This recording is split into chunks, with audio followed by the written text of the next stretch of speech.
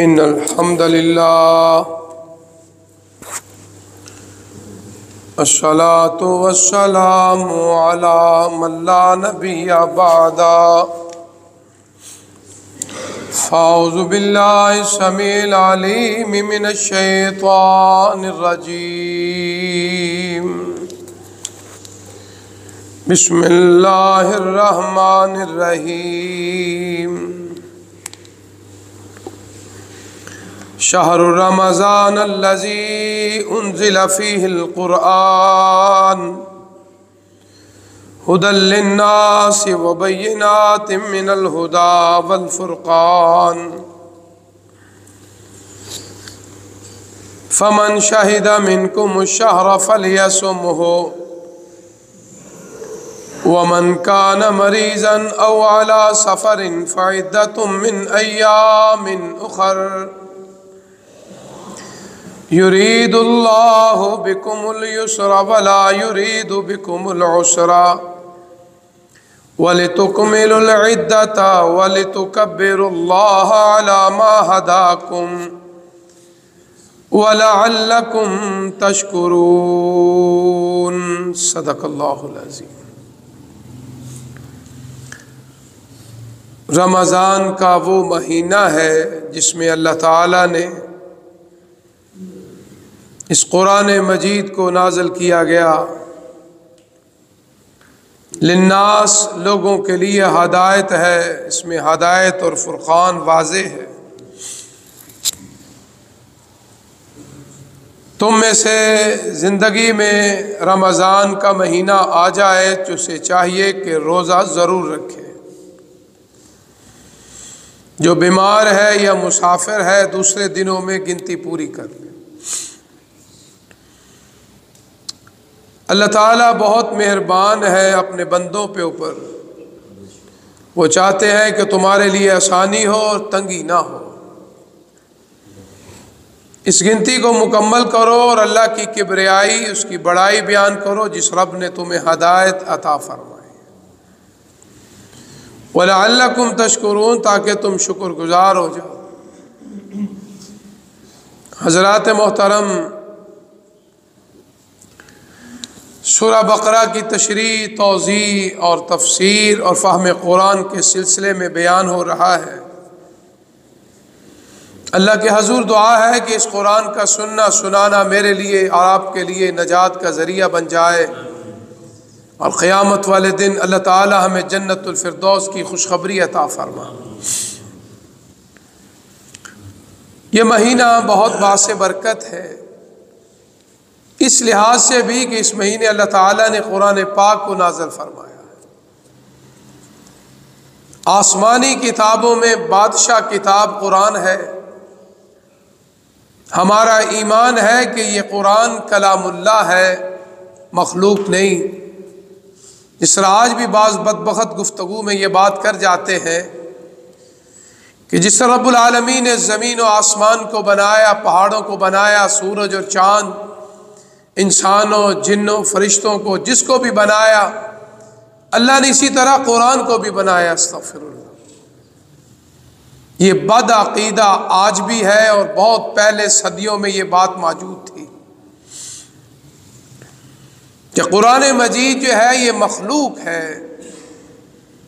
حالا ان عقل کے اندھوں کو پتہ نہیں جو مخلوق ہوتی ہے وہ فنا ہو جاتی ہے، ختم ہو جاتی ہے۔ سب کچھ ختم ہو جائے گا، اللہ کی کلام ہمیشہ باقی رہے گی۔ جس طرح اللہ کی ذات ہے اس طرح قرآن بھی باقی رہے گا۔ ائمہ کرام میں ایک امام احمد بن حنبل رحمہ اللہ کے بارے میں آتا ہے، اس قرآن کی وجہ سے بہت بڑی آزمائش آ گئی۔ ایک بہت بڑے بدبخت انسان نے اس وقت ایک ایشو چھوڑ دیا کہ قرآن مجید مخلوق ہے، اور بادشاہ کو بھی ساتھ جوڑ لیا۔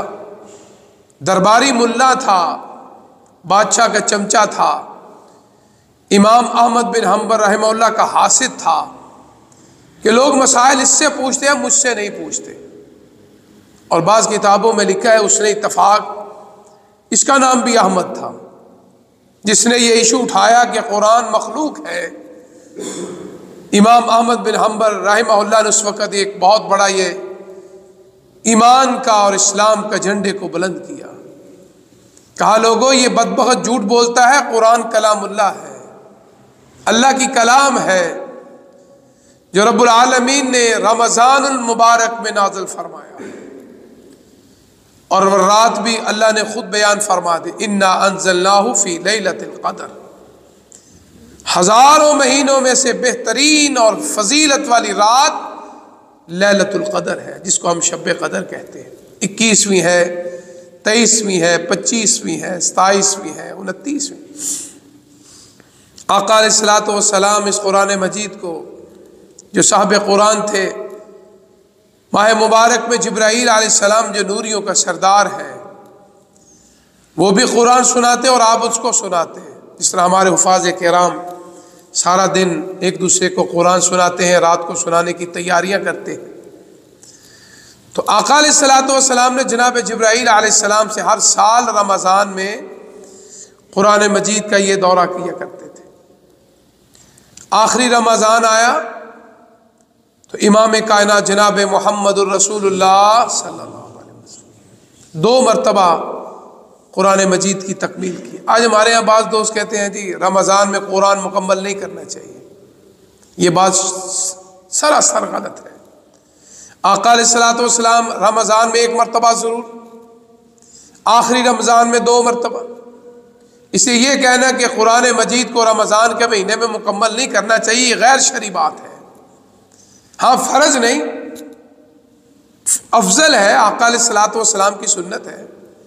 اگر قیام اللیل میں اگر کوئی حافظ قرآن مکمل نہیں کرتا تو اس میں کوئی حرج نہیں. بعض مساجد میں گاؤں کے اندر آج بھی حفاظ کرام موجود نہیں، تو وہ چھوٹی چھوٹی صورتوں کے ساتھ قیام اللیل کرتے ہیں، تراویح پڑھتے ہیں، قرآن نہیں مکمل کرتے. جس کا مطلب یہ ہے کہ قیام اللیل میں قرآن مجید کی تکمیل کا حکم نہیں ہے. آج ہمارے ہاں مساجد کے اندر قرآن کو استغفر اللہ بہت بے ادبی کر رہے ہیں.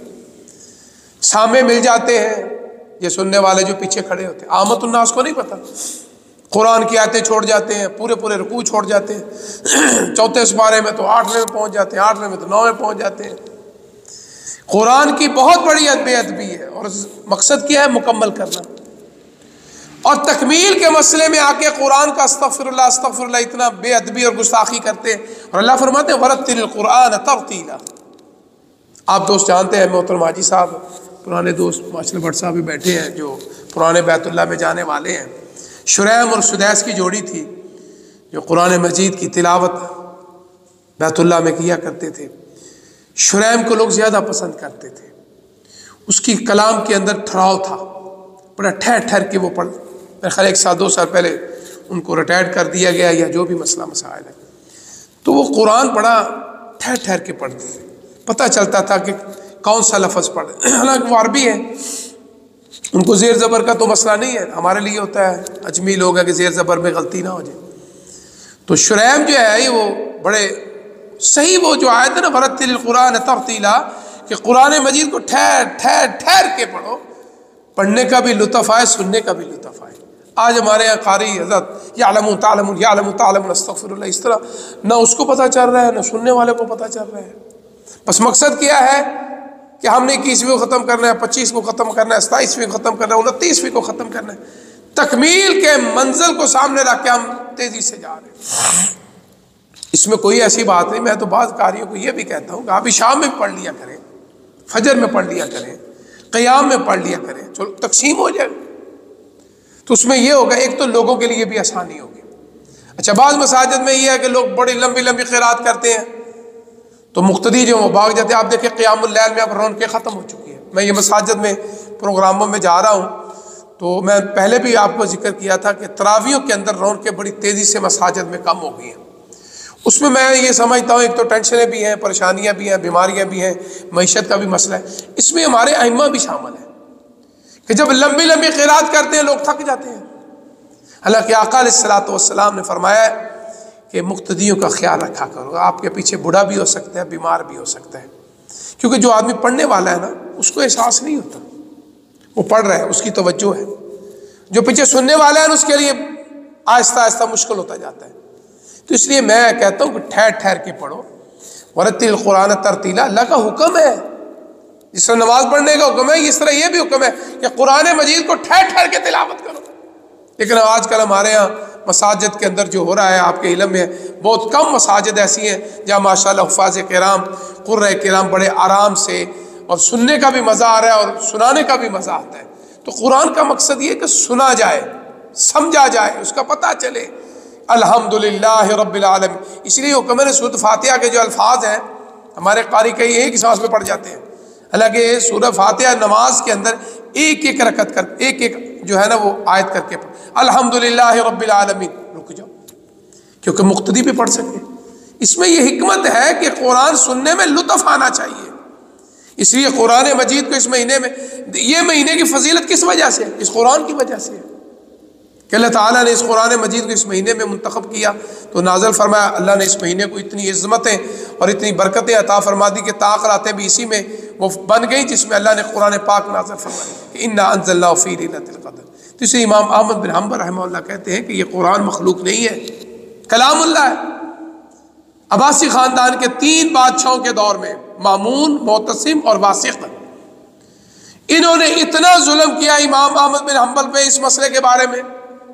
ہر روز کوڑے لگائے جاتے اور پھر مورخین لکھتے ہیں کہ 10 کوڑے ایک آدمی لگاتا اور جب وہ تھک جاتا دوسرا تازہ دم آدمی 10 کوڑے مارتا. استغفر اللہ. اور ساتھ یہ کہتے امام صاحب رجوع کر لو، اگر اپنی جان بچانی ہے یہ قرآن مخلوق کہہ دو بچ جاؤ گے. امام صاحب کہنے لگے احمد بن حنبل شہید ہو جائے گا لیکن اللہ کی کلام کی بے ادبی برداشت نہیں کر سکتا. قرآن اللہ کی کلام ہے، اس کی عظمت کو کوئی نہیں پہنچ سکتا. کہنے لگے اگر تم مخلوق بناؤ تو پھر تو کل نفس ذائقۃ الموت، جتنی چیزیں مخلوق ہیں وہ ختم ہو جاتی ہیں، پہاڑ ختم ہو جاتے ہیں، ہر چیز ختم ہو جاتی ہے، تو یہ قرآن بھی ختم ہو جائے گا. استغفر اللہ. اس سے یہ بات ٹھیک نہیں. قرآن اللہ کی کلام ہے. انہوں نے اتنا ظلم کیا، اتنی زیادتی کی، مار مار کے زخمی. کہتے جو کوڑے لگاتے اس کے ساتھ لوہے کی وہ جس طرح سوئیاں سمجھ لو چھریاں لگی ہوتی تھی. اور دربار کے اندر جب امام احمد حنبل کو کوڑا مارتے تھے نا خون فوارے کی طرح نکلتا اور گوشت کے لوتھڑے نکلتے. استغفر اللہ. لیکن وہ بدبخت کون تھے؟ کلمہ پڑھنے والے لوگ. اتنا ظلم. امام احمد بن حنبل رحمہ اللہ کی آزمائش آج بھی مسلمہ ہے. ایک بادشاہ مر گیا، دوسرا مر گیا، تیسرا مر گیا. اللہ اکبر. آزمائش بڑھتی جا رہی. جیل میں ڈال دیا. کہتے ہیں ایک دفعہ ایک ڈاکو اسی بیرک میں یا اسی جیل میں بند تھا، ابو الحسن اس کا نام تاریخ میں آتا ہے. ایک دن وہ چپکے امام صاحب کے پاس آ گئے. کہنے لگے امام صاحب سنو، مجھے پتا آپ حق پہ ہیں کہ قرآن اللہ کی کلام ہے، یہ بدبخت نہیں مانتے.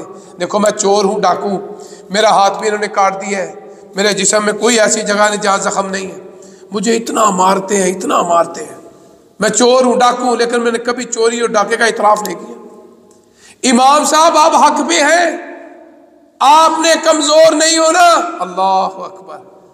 ڈاکو چور امام کو خیر کی بات کہہ رہے ہیں. امام احمد بن حنبل رحمہ اللہ کہتے ہیں جب اللہ نے نجات عطا فرما دی تو میرے ابو جان تہجد کے وقت جب بھی دعا کرتے یا کبھی جب بھی دعا کرتے ہیں دعا رحم اللہ ابو الحسن، رحم اللہ ابو الحسن، رحم اللہ ابو الحسن، اللہ ابو الحسن پہ رحم فرما. میں نے کہا ابو جان وہ تو بہت بڑا ڈاکو ہے، چور ہے، آپ اس کے لیے اتنے دعا کر رہے ہیں. کہنے لگے بیٹا تجھے پتہ نہیں جب آزمائش کا وقت تھا نا اس ڈاکو نے مجھے خیر کی بات کہی تھی کہ امام احمد بن حنبل آپ نے نہیں ڈولنا، آپ کا موقف حق اور سچ ہے کہ یہ قرآن اللہ کی کلام ہے اور انشاءاللہ قیامت تک کلام رہے گی. اللہ اکبر. امام احمد بن حنبل کہتے ہیں کہ میں اس ڈاکو کے لیے دعا کرتے تھے رحم اللہ ابو الحسن. اس لیے خیر کی بات جہاں سے بھی مل جائے اس بات کو قبول کر لینا چاہیے. امام احمد بن حنبل کے لیے اس بدبخت نے جب مارا جاتا تھا آپ بے ہوش ہو جاتے مار کھا کے. بلکہ ایک دفعہ کہتے ہیں رمضان المبارک کا مہینہ تھا، آپ نے روزہ بھی رکھا ہوا، مارے وہ کان میں آ کے کہتے ہیں امام صاحب آپ میرے کان میں کہہ دیں کہ قرآن اللہ کی مخلوق ہے تو میں بادشاہ سے سفارش کروں گا آپ کی جان چھوٹ جائے گی. امام صاحب کہنے لگے بدبختہ بادشاہ کے ڈر سے تو مجھے کان میں کہہ دے کہ قرآن اللہ کی کلام ہے، قیامت والے دن میں تیری سفارش کروں گا. اللہ اکبر. یہ بات نہیں ہو سکتی. تو اس لیے یہ امام احمد بن حنبل رحمہ اللہ بہت بڑا امتحان آزمائش اس قرآن کی وجہ سے. اس لیے اللہ فرماتے ہیں کہ شہر رمضان الذی انزل فیہ القرآن، قرآن مجید کی یہ عظمت ہے، اس مہینے کی یہ فضیلت ہے کہ اللہ نے اس مہینے کے اندر قرآن پاک کا نزول فرمایا۔ اور پھر یہ وہ رات طاق والی رات ہے۔ پھر جیسے جیسے ضرورت پڑی 23 سالہ دور نبوت، 13 سال مکے کے، 10 سال مدینہ پاک کے، اللہ تعالیٰ نے قرآن مجید کا جو ہے وہ نزول جو ہے وہ مکمل فرمایا۔ آگے اللہ فرماتے ہیں کہ پہلی بات تو یہ تھی کہ دل کرے روزہ رکھ لو، دل کرے مسکین کو کھانا کھلا دو۔ اس آیت نے آگے پھر فرما دیا فمن شاہد منکم الشہر فلیصمہ، جس کی بھی زندگی میں رمضان کا مہینہ آ گیا، بیمار نہیں، مسافر نہیں، اس کے اوپر روزے فرض ہے۔ اگر وہ وقتی بیمار ہے تو بعد میں فعدۃ من ایام اخر، دوسرے دنوں میں روزہ رکھ لے۔ سفر ختم ہو گیا، عید کے بعد دوسرے دنوں میں اپنے وہ جتنے روزے رہ گئے وہ اتنے روزے رکھ لے۔ اللہ تعالیٰ جو ہے ہمارے لیے بہت آسانیاں پیدا فرماتے ہیں، کسی کے لیے تنگیاں نہیں کرتے۔ فرمایا یہ رمضان کے مہینے کی گنتی مکمل کرو، اللہ کی کبریائی بیان کرو جس طرح آپ نے تمہیں ہدایت دی تاکہ تم شکر گزار بن جاؤ۔ اس کا مطلب یہ ہوا جو روزے رکھتا ہے وہ شکر گزار بندہ ہے۔ اللہ کے حضور دعا ہے کہ اللہ تعالیٰ مجھے بھی آپ کو شکر گزار بندوں میں اللہ ہمیں شمار فرمائے۔ وآخر دعوانا الحمدللہ رب العالمین، الحمدللہ رب العالمین والعاقبۃ للمتقین۔ اللهم صل على محمد وعلى ال محمد كما صليت على ابراهيم وعلى ال ابراهيم انك حميد مجيد، اللهم بارك على محمد وعلى ال محمد كما باركت على ابراهيم وعلى ال ابراهيم انك حميد مجيد، اللهم ربنا آتنا في الدنيا حسنة وفي الآخرة حسنة وقنا عذاب النار، اللهم اشف مرضانا ومرضى المسلمين، اللہ میں چھوٹی بڑی بیماریوں سے محفوظ فرما، ہمارے پیارے جو گھروں میں اسپتالوں میں بیمار ہیں اللہ ہمارے پیاروں کو شفا والی زندگی عطا فرما۔ اے رب العالمین جو نعمتیں عطا کی ہمیشہ رکھ، جو نعمتیں نہیں اللہ وہ نعمتیں عطا فرما۔ وَأَرِنَا مَنَاسِكَنَا وَتُبْ عَلَيْنَا إِنَّكَ أَنْتَ التَّوَّابُ الرَّحِيمُ۔ اے رب العالمین ہم سب کی غیبی مدد فرما، بخشش کا مہینہ ہے، ہمارے سب کے صغیرہ کبیرہ گناہ معاف فرما، جو ہمارے والدین فوت ہو گئے اللہ ان کی بخشش فرما، اللہ ہماری سحری افطاریوں میں برکتیں عطا فرما، وطن عزیز وطن پاکستان کی حفاظت فرما، ہمارے فلسطینی کشمیری مسلمانوں کی غیبی مدد فرما، دنیا میں جہاں بھی مسلمان مظلوم ہے اللہ ظالموں کے پنجے سے نجات عطا فرما، اللہ ان کو آزادی والی نعمت عطا فرما، ہمیں شکر ادا کرنے کی توفیق عطا فرما، ہم سب کی جان مال عزت اولاد کی حفاظت فرما، بری خبر سے اللہ ہمیں، آزمائش کی خبر سے اے اللہ ہمیں ہمارے گھر والوں کو محفوظ فرما، اللہ اپنے گھروں کو تا قیامت آباد فرما، اس قرآن کو سننے سنانے کی، اس پہ عمل کرنے کی توفیق عطا فرما۔ ربنا تقبل منا انک انت السمیع العلیم وتب علینا انک انت التواب الرحیم، صلی اللہ علی خیر خلق محمد وآلہ وآل بیتہ واصحابہ اجمعین برحمتک یا ارحم الراحمین۔